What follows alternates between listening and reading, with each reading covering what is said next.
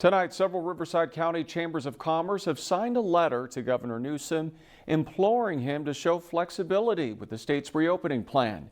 Many businesses say they are running out of options, including the Palm Desert restaurant Bella Vita, which just received a 3-day eviction notice.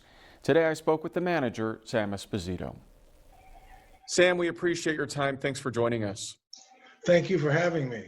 You're the manager at Bella Vita restaurant in Palm Desert. What is happening right now there? Well, as you know, the restaurant under the COVID-19 restrictions has been basically closed since the end of March. So this would be like almost 6 months. I mean, we had a slight period, I believe in June, where it was opened temporarily with restrictions, but then it closed again. And now it just seems to go on forever. And, you know, the restaurant's been struggling along, keeping people employed, you know, and trying to pay the bills and trying to pay the rent and try to keep everything together. But it's becoming more and more impossible to continue.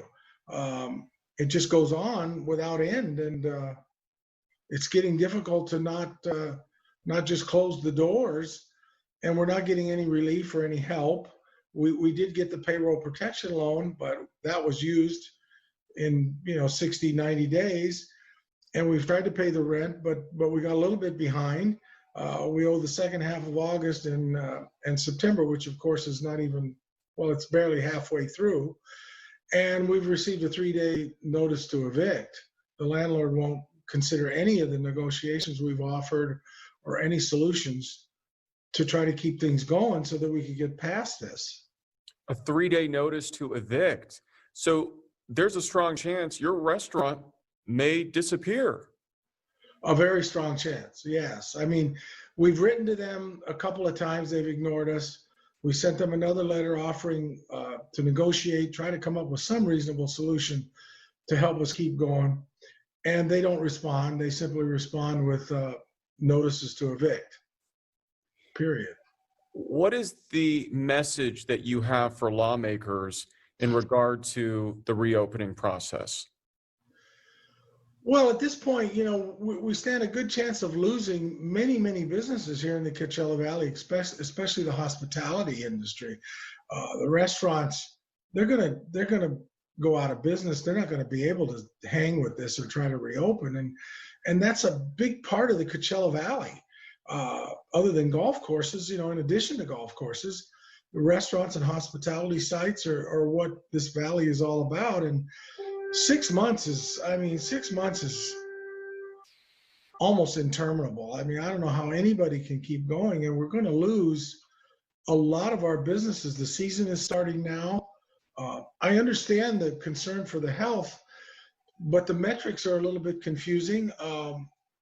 They're going by the number of cases which continue to drop, and safety measures have seemed to help, but they go by the number of negatives, some kind of division process by the tests, or the positive results by the negative cases, and people are not getting tested anymore. They used to be lined up for tests, and I saw on, I believe, your channel not too many days ago, that the lines are non-existent. Nobody's getting tested. So therefore, the metrics are actually working against themselves. The Palm Desert Area Chamber of Commerce has now created a letter that they're sending to the governor for him to reconsider his reopening plan for Riverside County. What can you tell us about that? Well, as far as I know, they're trying to petition him to try to at least try to reopen, try to get businesses going again, even with restrictions, would be better than nothing. At this point, if they don't do something, we're just hanging in limbo, and businesses are just dying. I mean, they're not going to be able to make it. And if the season starts and we go into the season with the same closure, it's just not going to work out. And they have to do something. The governor has imposed restrictions on landlords for residential tenants. But he has no accommodations for businesses. So these, commercial landlords are not being helpful at all. They're just being brutal, really. Well, Sam, our heart goes out to you. Thank you so much for sharing your story with us, and we wish you all the best.